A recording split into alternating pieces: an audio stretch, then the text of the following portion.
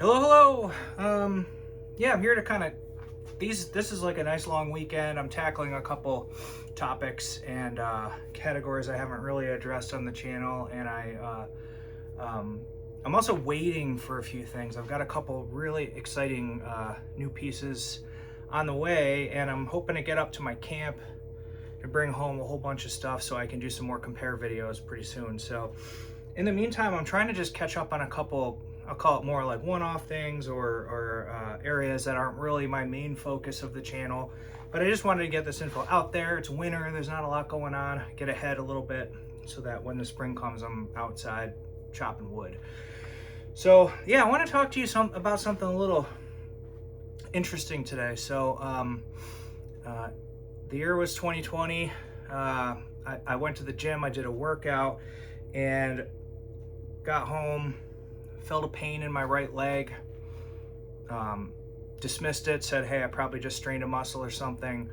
And by the next morning, my right leg was, much larger than it should be. It was red, it was hot, hurt like crazy. And my wife said, you should go get it checked out. First I said, nah, I'm fine, probably just pulled a muscle.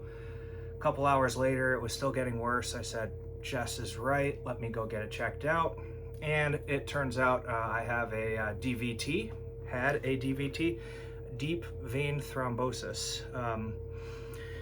There was not a specific reason why it happened to me, but there were a number of conditions that added up, created the clot. And I'm hoping that this conversation just brings a little bit of awareness to the issue. There's two things that I was doing that were completely preventable, and some stuff that just wasn't my fault. So I've got a genetic predisposition to be hypercoagulable. It's not factor V, it's some other weirder stuff. But that alone wasn't what happened.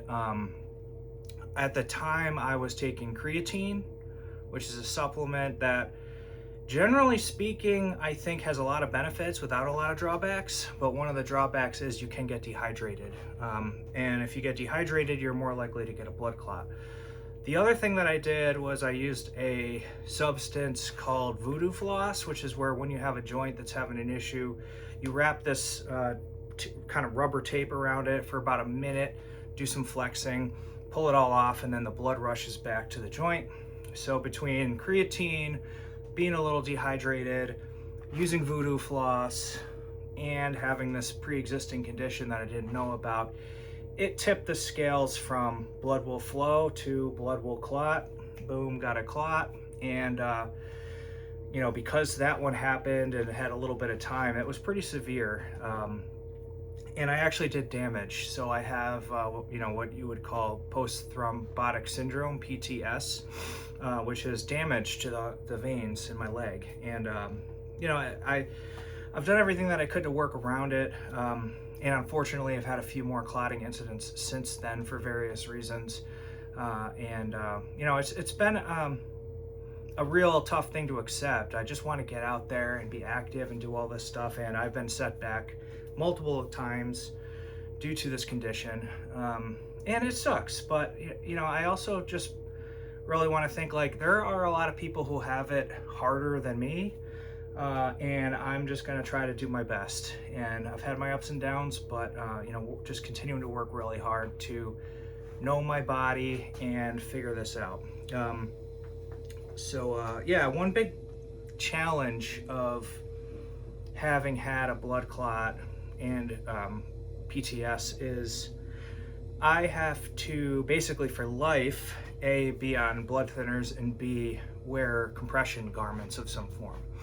And I really did not like the idea of basically wearing compression, but I'll just say straight up, if I don't follow doctor's orders, my right ankle is swollen, my leg aches by the end of the day. If I do wear my compression, my leg feels pretty good and it's normal-ish by the end of the day. And so I had to come to terms with this as a middle-aged guy, that I'm never going to be able to just ignore my health. Like when I get dressed every morning, I have to deal with a health issue.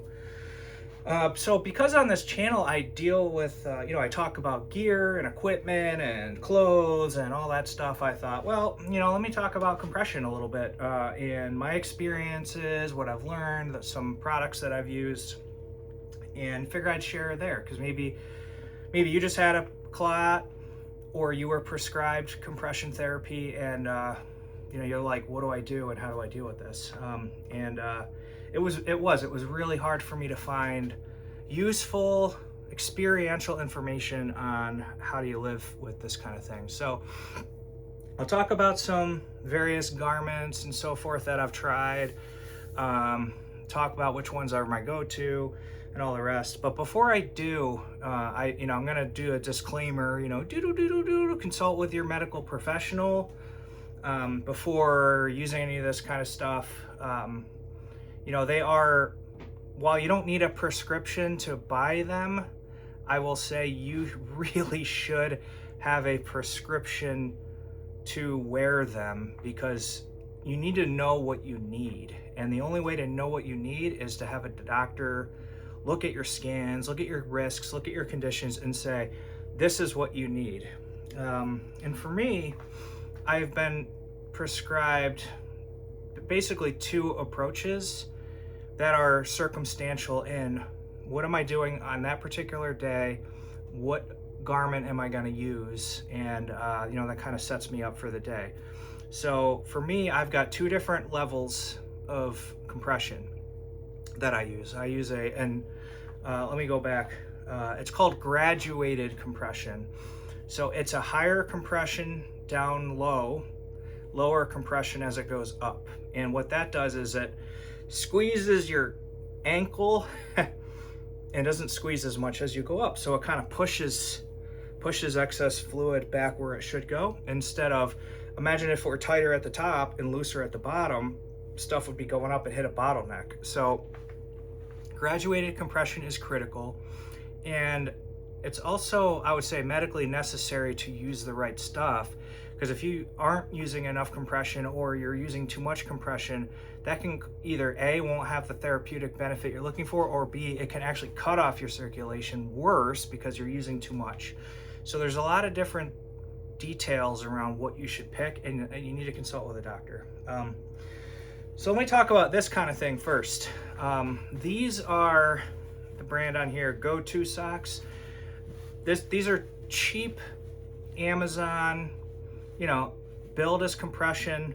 These are actually billed as graduated compression, 20 to 30 millimeters of mercury, 20 at the top, 30 at the bottom. So you kind of know, that's how they rate them. You're either 15 to 20, 20 to 30, 30 to 40, and there's some other higher grades that I don't have to get into, thankfully. So I used to have socks like this before I even had a DVT, because for working out, I would do deadlifts and stuff, and it's nice to have the long socks. So I just thought, most of the knee highs are that's just what you come across. So I actually had these, for a long time before I had the DVT. But the thing with these, and I'm not saying they're a bad product, and I used them for years just as a casual user. If I was flying, I thought I'll put some compression on before I go, things like that. I wouldn't discourage it. I think you got to find what works for you. For me, now the problem with these are two things. One, because I know I have a clotting condition, I need something that is verifiably graduated in its compression. And these are, made in not regulated places with labels slapped on them. Are they compression? Yes. Are they calibrated and tested to meet certain criteria? I don't know. I'm not saying that these are bad or they don't. I'm just saying you want something that has the right medical approval, certification, etc. So when this first happened, I tried a couple brands, and when I was looking at this stuff, the problem with compression wear is it is not a lifelong purchase. If you know all the other stuff I talk about, I'm like, I want this waxed canvas coat and I want it to last me forever. Problem with this stuff is it's got a limited shelf life. It's elastic, it's thin. I want something that I can just throw in with the rest of the laundry and not worry about it. So I wanted to find, unlike my other purchases, which are very specific and analyzed, I wanted something that was a brand that had consistency, a good price point, and a good shelf life, or not even shelf life, usage life. And for that, I found this company, Truform. And I've, generally speaking, had really good luck with Truform stuff. They have a very, what I think is reasonable price point. Their garments get the job done, and you know, they have lasted fairly long. They have recommendations on, you know, how long and stuff you should keep them. I'm not gonna lie. You keep buying more and they all mix together, you don't know what is what. So I basically have to do it by feel and by look if I need to throw something away. If it's got a hole in it, I chuck it. I don't even think about it. I just say, this has seen enough use, it's going in the trash. If it feels loose, like it just doesn't have the right amount of squeeze, I chuck it. Because these you should be able to get for under 20 bucks a pair. And these are a knee-high, these are like my daily driver, 20 to 30, so it's comfortable, gives you what you need from a medical perspective, and kind of gets the job done. They're very thin, and I'll show some open ones. Now the challenge with this is sizing. If your doctor prescribes you need knee-highs 20 to 30, you need to buy the right size, because if your leg is big, this is going to behave like a 40 to 50 or something, versus if your leg's really small and you're not going to get enough compression. So Truform has very good sizing charts, which again, you can kind of see, they tell you where to measure. And again, I found that the Truform brand, good price, lasts, sizing's good. And here's what I do. even with good pricing on Amazon, I keep them in my buy it later list, and then once in a while the price dips to like 10 bucks, and when it does, I'll buy like 5 pairs. From a life cycle perspective, I'm gonna guess that these last 6 to 12 months when they're like in a rotation with other pair. You know, I have any given time about 7 pair, 10 pair open that I'm just rotating through. So you think about like, how many wears do you get? You know, you're probably gonna get 30 wears, 50 wears out of one set.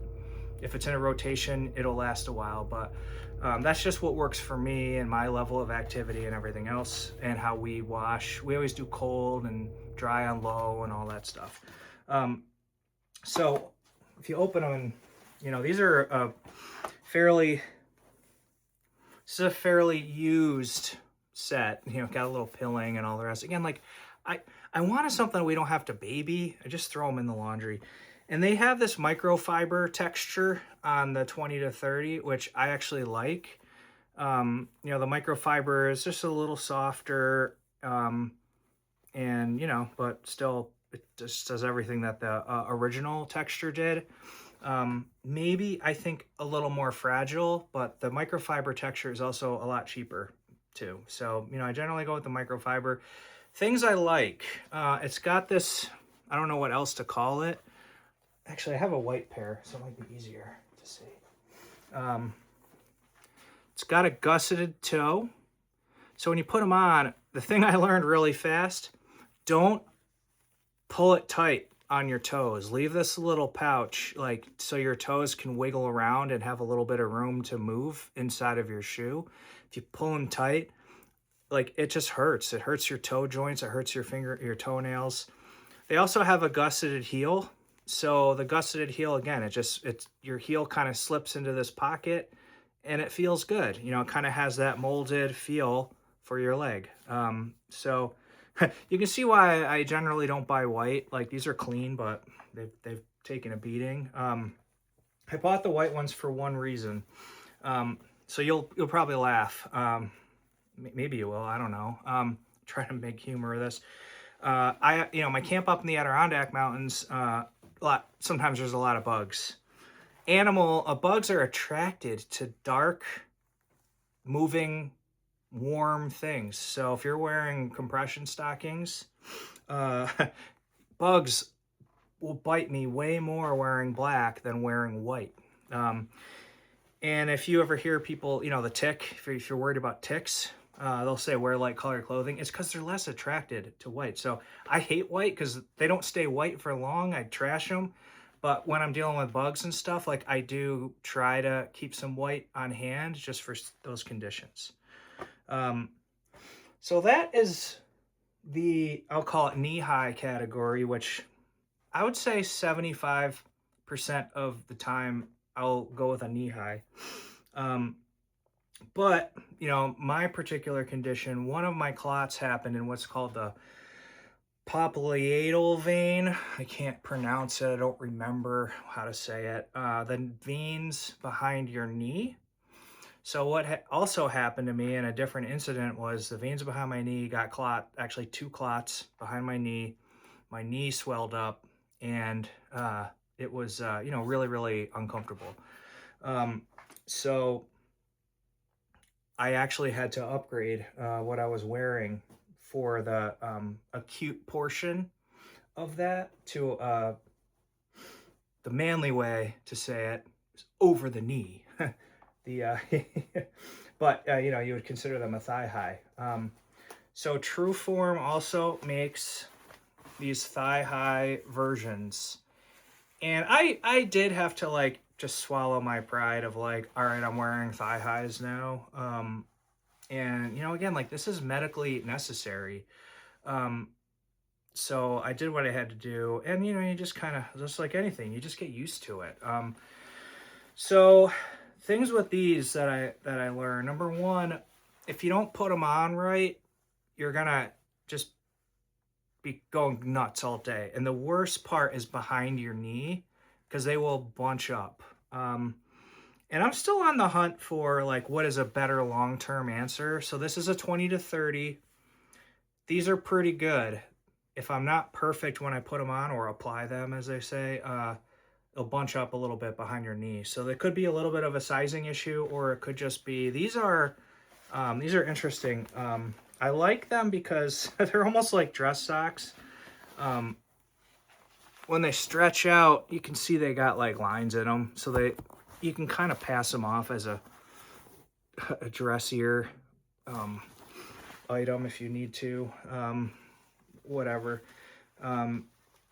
So funny story with these, I was mortified to go out in public wearing tights or stockings, and I just had to, I don't know, just get used to it after a while. I've had looks, I've had people say stuff, but I don't know, I'm trying to survive, this isn't that big of a deal when you think about it. So the other issue with thigh highs, which if there's any women watching this video, I'm sure you can relate, which I've learned, is that the top. The top of these, and any kind of brand, are going to have these grippy silicone dot things. And for the life of me, I could not get these to stay put. They would not stay put, and I was they were literally running down my leg, and I was yanking them up all day, and it was really, really, really obnoxious. So I thought, all right, let me try this. This was my first attempt at solving the problem. I went all in and bought a full suit, if you will, of compression. And this was bad in other ways, especially in the underwear region. What they make compression stockings out of, is not great for guys' underwear, in my opinion. So I just didn't really get along with these, And really the only time I wear these is if I'm not really moving a lot, like lounging. Because if you're doing any activity, if you're whatever, like they just bunch up and fall down, and they just weren't that great. So I don't recommend these, you know, unless there's some other technology which I've never discovered. So I don't do the full hose. So I was Googling, like, how do you stop them from falling down? And of course, there's like all these threads of women talking about it. And this is what they said. They said, try this. It stays. And what this is, if you want to get technical, it's like a glue almost. It's like really tacky.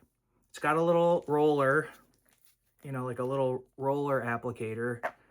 And you put them on, you flip the top down, you roll it around the band, and it makes it really sticky.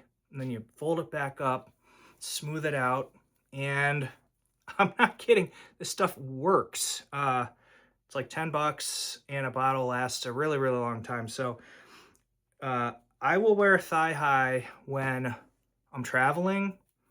I'll wear it when I'm going to be on my feet all day. I'll wear them when my knee hurts or there's swelling behind it from something I did yesterday. So this plus this equals relief from my symptoms and, you know, prevention of additional damage or potential for clotting. So the one other difference, you know, that I had is when I'm traveling, particularly flying, which I do have to do more often for my job. My doctor told me to go up a level, so they prescribed me a 30 to 40 for travel. So if I'm flying anything more than a short flight, I will bump up to 30 to 40 and, you know, protect myself when flying. So this protects behind my knee, protects my calf, and I do wear both legs at the same time. A, because if I have a potential to clot, it could exist in my left leg too. And B, like I tried just wearing the one, and I felt just off balance. So I just I'll just do the whole thing and be protected, and already going through all the trouble, might as well just do the other leg. I have like a nude colored pair, and really the only time I wear these over the black is if I'm wearing a kilt, which I just made a video about my kilts. If I just want to have that more like traditional look, I'm gonna be walking around all day, I'll put these on, then I'll put my Scottish socks over it and all that, and you really, you know, I just don't want to draw attention to my knees, so I go with that. But yeah, you know, that's compression in a nutshell. It is definitely you know, something that like I have to deal with every day. It you know, you just kind of suck it up and do it. I like being alive, and I'm doing, you know, what I can to take care of my body, and it's a small inconvenience to pay for that. So if you have ever had a DVT, if you have questions about this stuff, you know, have other tips to share, just kind of how you deal with it on a daily basis, let me know. One thing I didn't talk too much about was donning and doffing, putting them on, taking them off. There are a lot of tools for that, but I'll just say I actually probably don't do it the right way. I do kind of just yank them on. Again, I'm just aware of the fact that like they're not going to last quite as long if you're kind of yanking on them. But I am able to kind of slide my leg into it mostly without wrestling with it too much. But you know, that's my situation. I know like if there's people with mobility issues, with bad backs, can't reach down and do it, when you're up in the 30 to 40, 40 to 50 and plus compression ranges, they get really hard to put on. So I'm like watching all that product stuff just in case I kind of start to struggle putting them on. I'm okay right now. Although one thing I definitely watch out for is dry. Like if you just got out of the shower, I gotta wait 15 minutes, dry everything off completely before I try to yank them on, or it's just too much, like it just grabs and then you're off to a bad start. So I'm hoping that this content helps somebody with, you know, having had DVTs, wondering like what does treatment look like, and you know, I just want to say it's a tough thing to live with. It doesn't get a lot of press. There's probably a lot more people out there than you know that have either had one or they're, you know, using compression therapy for that or other conditions. And yeah, you know, it's kind of it's just a whole other thing to deal with. I just hope yeah, you know, hope you feel seen and this video helped. So anyway, thank you very much for watching. Again, comments, subscribe, all the stuff that maybe it'll keep me motivated to keep making these videos, because I want to keep making them, but I definitely thrive on comments and feedback and engagement. So anyway, thank you very much. Have a great day.